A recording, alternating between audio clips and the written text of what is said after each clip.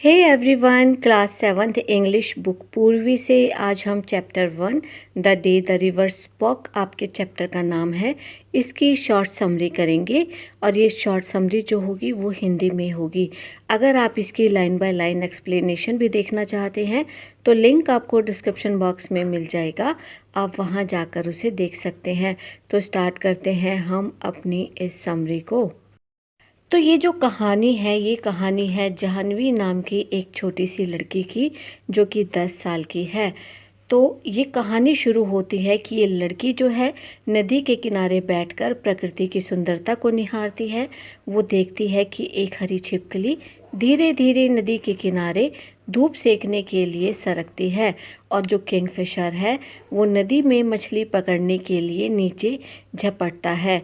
तो अपने चारों ओर ऐसी चीज़ें जब वो देखती है, लेकिन वो खुश होने के बजाय बड़ी ही उदास होती है।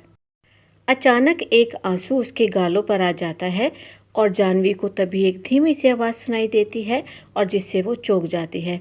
तो कोई उसे पुकार रहा होता है, उसे कहता है कि तुम रो क्यों रही हो, तुम्हें रोना नहीं चाहिए। अब वो डर जाती है और डर कर चारों तरफ देखती है, लेकिन उसे वहाँ पर कोई भी नहीं दिखाई देता।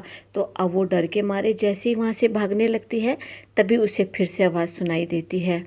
फिर उसे पता चलता है कि यह आवाज़ तो नदी की खुद की थी। अब नदी ने उसकी उदासी का कारण उससे पूछा कि आखिर तुम उदास क्यों हो, तुम रो क्यों रही हो। तो जाह्नवी नदी को बताती है कि वह स्कूल जाना चाहती है, लेकिन उसकी माँ हमेशा उसे मना कर देती है और उसे कहती है कि उसे छोटे भाई की देखभाल करनी है।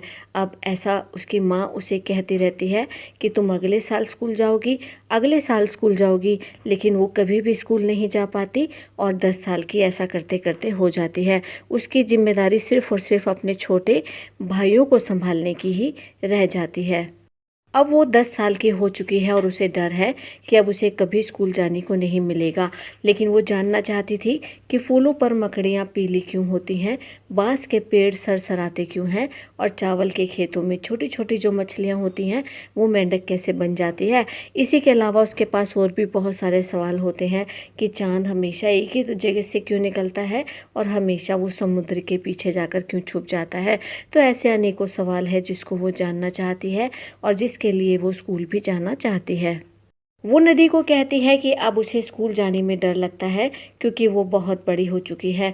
नदी उसे प्रोत्साहित करती है और कहती है कि लड़कियां लड़कों के जितना ही काम कर सकती हैं, तो तुम इसलिए स्कूल जाने के लिए मत डरो। तो तुम ऐसा क्यों सोचती हो कि तुम बड़ी हो चुकी हो और अब स्कूल नहीं जा सकती। वो जाह्नवी को हिम्मत देती है कि एक दिन बस वो स्कूल चली जाए और उसके बाद फिर वो देखे कि क्या होता है। तो नदी जो है जाह्नवी को यही हिम्मत बंधाते हुए कहती है कि तुम डरो मत, एक दिन क्या करो कि तुम चुपचाप स्कूल चली जाओ और फिर आखिर देखो तो सही कि होता क्या है, तुम तो व्यर्थ ही डर रही हो। अगले दिन जाह्नवी ऐसा ही करती है और जाह्नवी डरते हुए हिम्मत जुटाकर स्कूल चली जाती है।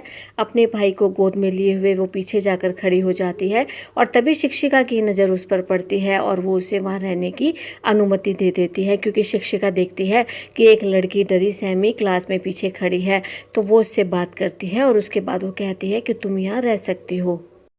शाम को जब जाह्नवी अपने घर में दिया जला रही होती है तो शिक्षिका उसके घर आकर उसके माता पिता से उसे स्कूल भेजने के लिए बात करती है। पिता तो हिचकिचाते हैं, लेकिन उसकी माँ मान जाती है और माँ कहती है कि जब वो खुद छोटी थी तब उसे भी स्कूल नहीं जाने दिया गया था, लेकिन आज वो बहुत ज़्यादा खुश है कि उसकी बेटी जाह्नवी जो है स्कूल जाएगी, स्कूल जाकर वो भी पढ़ाई करेगी। तो अब उसकी माँ तो खुश हो जाती है और पिता भी उसके मान जाते हैं। तो इस प्रकार जाह्नवी का डर निकल जाता है स्कूल जाने के लिए और उसका स्कूल में जाने का जो एक सपना था वो पूरा भी हो जाता है। जाह्नवी खुशी से नदी को अपनी सफलता के बारे में बताती है और कहती है कि जब वह बड़ी होगी तो एक शिक्षिका बनेगी और गांव की सभी लड़कियों को स्कूल बुलाएगी। तो इस प्रकार से जाह्नवी बड़ी खुश हो जाती है कि उसका जो बरसों का एक सपना होता है आखिरकार वो पूरा हो ही जाता है। और तभी जाह्नवी नदी से मिलने जरूर जाती है और उसको कहती है कि बड़ी होकर वो शिक्षिका बनेगी। तो ये कहानी असल में स्टूडेंट्स हमें शिक्षा के महत्व, साहस और आत्मनिर्भरता का पाठ पढ़ाती है।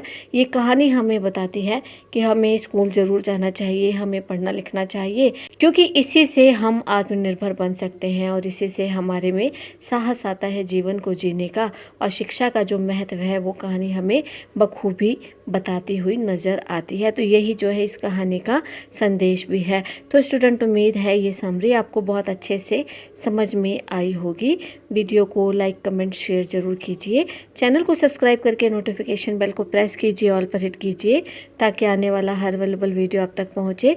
मिलते हैं हम आपसे अपने नेक्स्ट वीडियो में। Till then keep watching, stay connected. Thank you.